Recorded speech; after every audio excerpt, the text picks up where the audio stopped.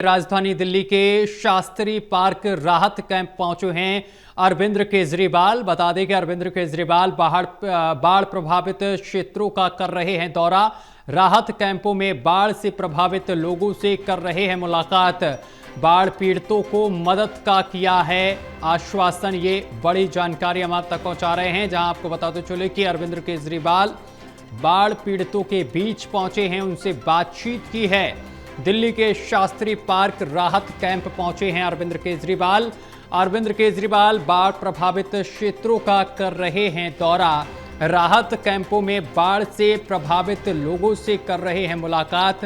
बाढ़ पीड़ितों को मदद का आश्वासन भी दिया है अरविंद केजरीवाल ने।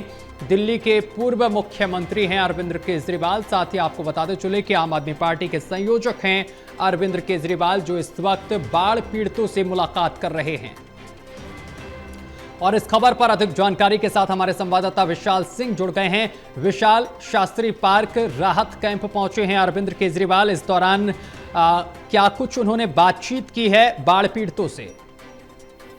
बिल्कुल सत्यम, देखिए अरविंद केजरीवाल शास्त्री पार्क पहुंचे थे, जहां पर उन्होंने जो फ्लड रिलीफ कैंप है उसका उन्होंने दौरा किया और हर एक टेंट में वो गए, आम लोगों से जो वहां पर रह रहे थे उनसे मुलाकात करी, जिसमें बच्चे शामिल हैं, बुजुर्ग हैं, महिलाएं हैं।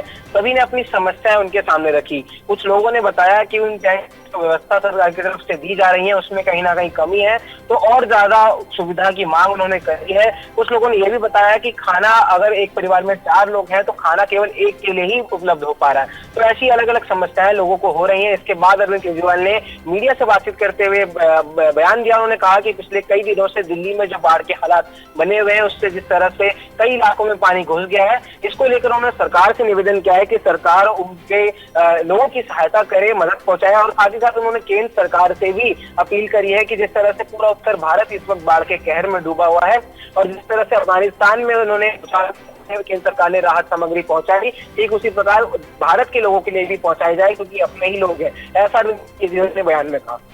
जी विशाल, इसके साथ ही जिस तरीके से उन्होंने यहाँ पर दौरा किया है, बाढ़ पीड़ितों से मुलाकात की है, इसको लेकर क्या कुछ खामियां वहां पर देखने को मिली हैं? बिल्कुल, देखिए उन्होंने खामियों का जिक्र किया। उन्होंने कहा कि कई टेंट्स ऐसे हैं जो कि ऊपर से फटे हुए हैं और इसकी बात तो पानी भी लगातार जो है वो उन टेंट्स के जरिए नीचे गिर रहा है। और कहीं खाने का, जैसे हमने पहले बताया कि एक परिवार में अगर 4 लोग हैं तो खाना केवल एक के लिए ही उपलब्ध हो पा रहा है। दूसरी ओर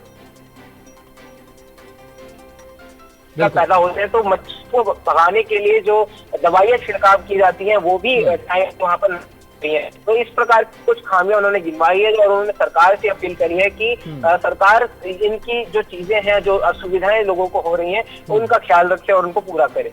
चलिए, बहुत शुक्रिया आपका विशाल, हमारे साथ जुड़ने के लिए और तमाम जानकारी साझा करने के लिए।